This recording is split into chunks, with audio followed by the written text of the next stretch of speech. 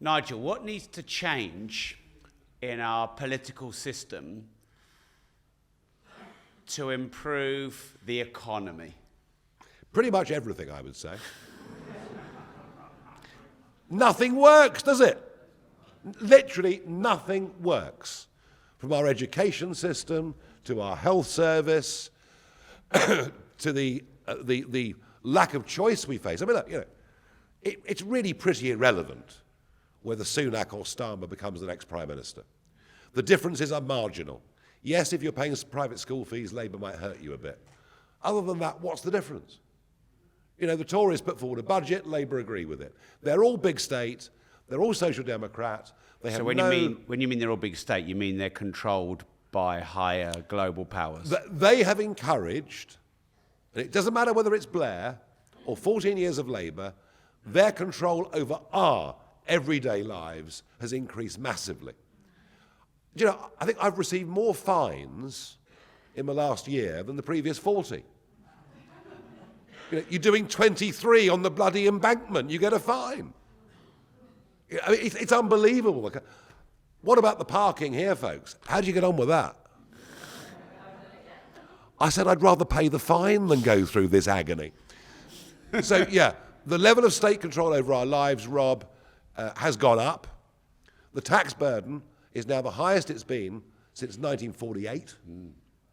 Those that work are increasingly paying for millions who choose not to work, who are happy to take disability benefit, who go on mental incapacity benefit for things that are part of the normal trauma of our lives.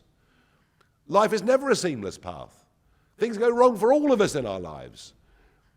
Being human is learning how to deal with those things. We all have short-term depression or short-term downs. But for that, to see hundreds of thousands of people since the pandemic put on long-term sickness benefit, which those of you that are working effectively are paying for. So we are overtaxed, we are over-controlled. There is no understanding of business at all, other than the big businesses that I mentioned earlier. There's virtually nobody on the front benches has ever run their own business. The economy is stagnant. It hasn't grown for 2 years.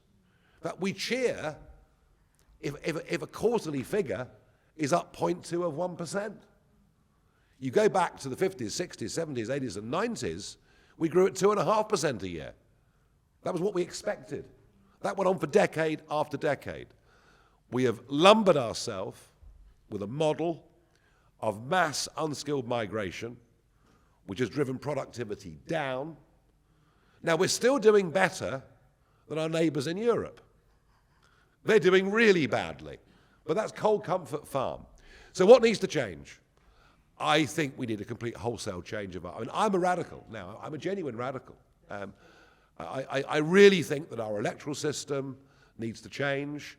I think that i.e. our vote actually counts. Yeah, I think the first past the post thing may well have worked well back in the 1950s and 60s when there were just two parties. That isn't the case anymore. There's a bigger multiplicity of opinions out there that need some form of reflection in the House of Commons. I think the House of Lords is an abomination, stuffed full of hundreds of Tony Blair and David Cameron's mates, all of whom have come through the public sector or big business. And I also think that what the referendum of 16 showed us is that on issues of national importance, if we're not happy with our leaders, we should have the ability to call legally binding referendums on issues that directly affect us. So I'm a radical. But the whole model, the Bank of England, the Treasury, look at the IR35 rules. The IR35 rules are literally insane. Literally insane. Really stopping people being self-employed, stopping people being sole traders, forcing many people in their 50s just to throw their hands up in the air and say, I'm going to retire, I'm not going to carry on. And yet, whatever you think of Liz Truss, her book is due out this Tuesday.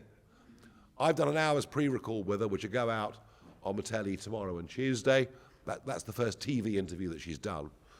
Actually, what Truss was trying to do was right.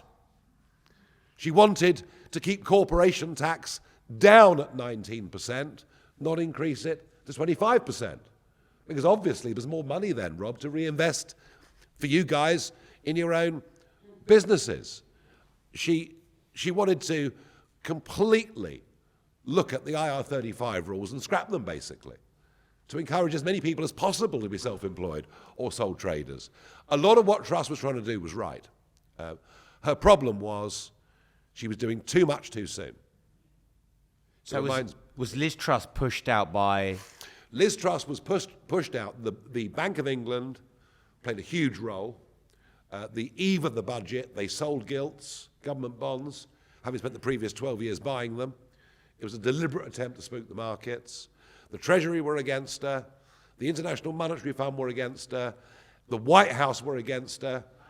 The globalists don't want lower taxes, right? She wanted lower taxes. I want lower taxes. I believe the lower taxes are, the greater the incentive is for all of us to go out and work damned hard and do well. So she was forced out. But unfortunately, I think she bit off more than she could chew.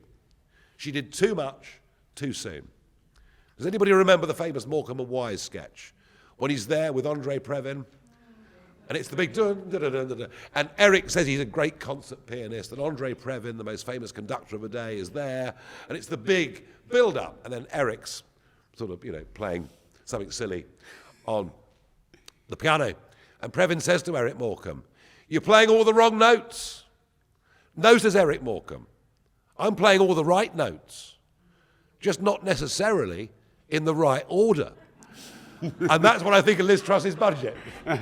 They were all the right ideas, but it just wasn't done the right way. So to get entrepreneurship to be encouraged in this country, we will need to break the Treasury model. There will need to be a war against the Bank of England, a war against the increasingly bureaucratic state that actually has more power over our lives than elected politicians do. This is all a result of Blair's Britain, that the judges and the civil servants and the bureaucrats are now the ones that really control our lives. So there needs to be a political revolution, Rob. That is a real answer to your question. But can I just finish by saying this? It's all well and good for me to sit here. And don't forget, I did run my own business for 9 years before I got elected to the European Parliament. So I know what it's like to employ people. I know what it's like to have months when my staff earn more than you do. I've been through all of that. I understand all of that. And I'm sitting here telling you that we've got everything wrong. But just because government doesn't make things easy for you, just because government doesn't encourage you, doesn't mean you can't still succeed. You can still succeed in this country. You can.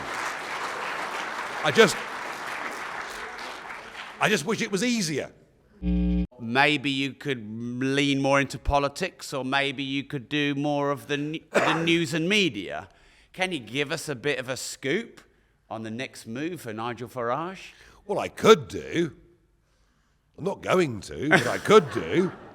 No, I mean, look, Rob, there's been endless speculation in the media. It goes on month after month after month. What's Farage going to do? Is he going to re-enter the front lines of politics? And it's not exactly top of my bucket list, because I did that for a very, very long time, and it's a very, very tough, unpleasant, poorly paid place to be. But, I'm beginning to think that maybe even under our system, I'm beginning to think maybe a really big historic opportunity is opening up. Maybe for you to be Prime Minister. Well, that wouldn't, that's not a one-step process. Obviously, no, of that would take longer. But maybe this election is worth fighting. Maybe I can help promote a real big kind of earthquake-type breakthrough. Rob, I don't know yet. I'm not going to do it for the sake of it. I'm not going to do it to get millions of votes and fewer than a handful of seats, because I've done that before. And that is like banging your head against the brick wall. It's blooming depressing. But if I think there is a chance of really busting this thing in a dramatic way that would build up to perhaps a new political force winning in 2029, because Labour are not going to have a honeymoon. Labour are not going to be, Labour will struggle in government. I don't see the competence on that front bench. I really, really don't. However much I love Angela Rayner, I just don't see that competence. That joke didn't work, did it? Never mind. Talk about charmless, God help us. So, Rob, I've got to make my mind up. You know, I'm very lucky. So I've just turned 60. A lot of my schoolmates are retired, or you know, I've got no intention of retiring ever. Ever. You know, why should I? I mean, my father worked as a stockbroker till his 75th birthday, and he was dined out last year, aged 87, as president of his regiment. So he retired at 87. I have no intention of stopping. I've got loads more things I want to do. I think work is good for us. Work is good for us. Another thing, we must start teaching kids. Actually, work gives us a sense of who we are as people. You know, it matters. It also gives us a discipline. And yes, playing hard's important too. So, Rob, I don't know. I'm very lucky. Things at GB News are Give us something. GB News is going very, very well. My friend's about to become the 47th President of America. Ooh. And I may do politics again, I may not. I haven't, and the honest answer is, I haven't yet made up my mind. But let me ask you guys, you know, how many of you seriously would be prepared to consider voting for a different party to the one you voted for last time round? Yeah, it's very interesting. It's very, you see, something's happening out there. Yeah. I sense something's happening out there. And by this, do you mean, is there a chance of some new party coming in, or is that just too impossible? Well, you know, obviously, I'm not going to join the Labour Party, am I? That's not going to happen in a hurry. You know, the sort of my Corbynista side is underdeveloped. Let's put it like that. The current Conservatives, I wouldn't know what they stand for. So no, if I was to do it again, it would be through reform. Yeah. But it is effectively a new party. It's a continuum of the Brexit Party, but it is a new party. It's a very big ask. It's a very, very big ask. I haven't decided. I guess I've got a few more weeks. I've got a few more weeks to decide, but no more than that.